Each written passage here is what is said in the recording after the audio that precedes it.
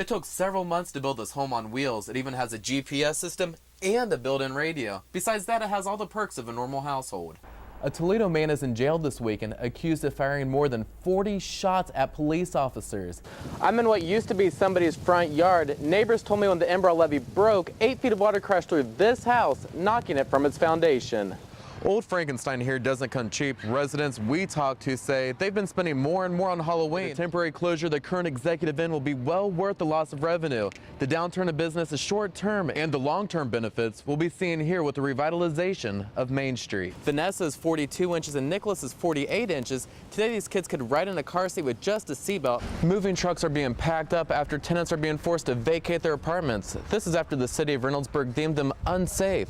The airport authority isn't wasting any time tearing down houses. Here's one house that's already been raised. Other homeowners have a year before they have to find another house they can call home. And in sports news, the Cleveland Cavaliers beat the Philadelphia 76ers last night, clinching the #1 playoff seed and a home court advantage in the Eastern Conference.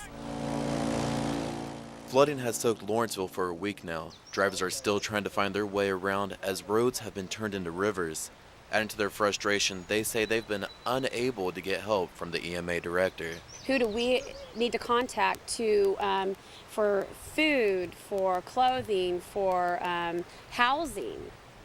Right now we have no options, we have no choices, we have no information in the community. Stacey Organ and Terry Patrick say EMA Director Jesse Engel didn't provide any warning about the coming flood. Nobody of authority let us know that the levee there was even a chance that the levee would break, much less that it did break. We contacted EMA Director Jesse Engel Tuesday about these allegations. He told us he's been advised by the state's attorney to keep quiet until a county board meeting Wednesday evening. Upset residents say they'll be at that meeting too. Meanwhile, Stacey Organ, who had 4 feet of water in her house, says she doesn't know what to do. What steps are we as a community supposed to be taking to get people back on their feet? Organ and Patrick both have flood damage, but it's not nearly as bad as what others are facing. I feel like I have been so blessed and in such a position to voice my opinion on the others, because I feel like there's so many people who are so devastated right now they can't stand up for themselves. And we're not going to let up. Now the two will wait for the area to return to normal so they can figure out how to get help.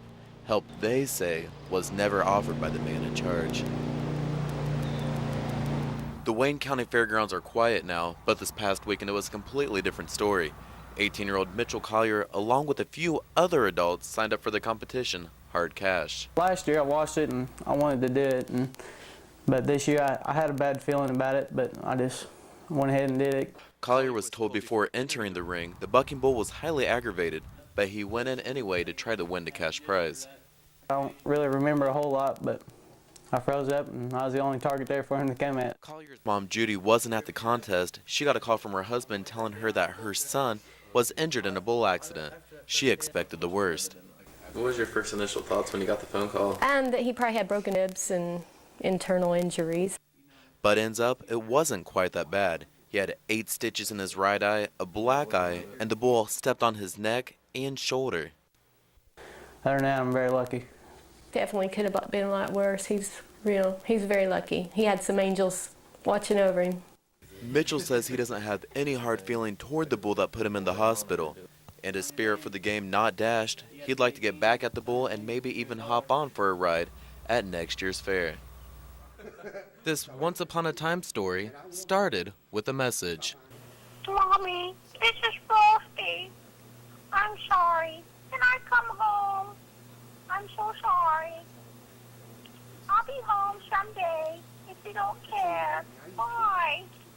Teresa and Mike Jarbo of Hawesville, Kentucky couldn't believe what they heard. I came to work and I got this call. Mama, someone stole Frosty. And I got scared. It was creepy sounding. But it didn't take long before Teresa realized she didn't have anything to be scared of. The family's Frosty ornament, which stands about 3.5 feet tall, was borrowed for a prank that turned out to be a community effort. That's when this snowman's journey began. He's in jail. He went to jail. He started melting and he slipped through the bars. Out of all the places that Frosty traveled here in Hawesville, the Jarbos still don't know who was behind it, but some have their own ideas. Well, I'm not sure who did it, you know.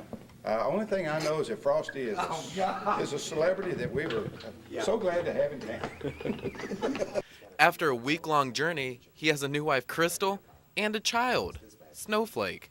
He also came bearing gifts including cookies, summer sausage, pajamas for Teresa, and a photo album with pictures of all the things he did while he was away. It has really lifted us up. You know, I don't know, this time of the year, I don't like the holidays. It's a cute joke. With Christmas spirit in the air, it was hard not to sing and dance. Just look at the mayor. When they placed it on his head, All right, stop. Stop. Even though the family says they don't know who started this joke, this prank will go down as one of the best in Hawesville history. It will also keep this family and community laughing for years to come. Mommy, we're home. This is Frosty. The Crystal and Snowflake. We're home, Mommy. Bye. Matt Horn, Fox 7 News.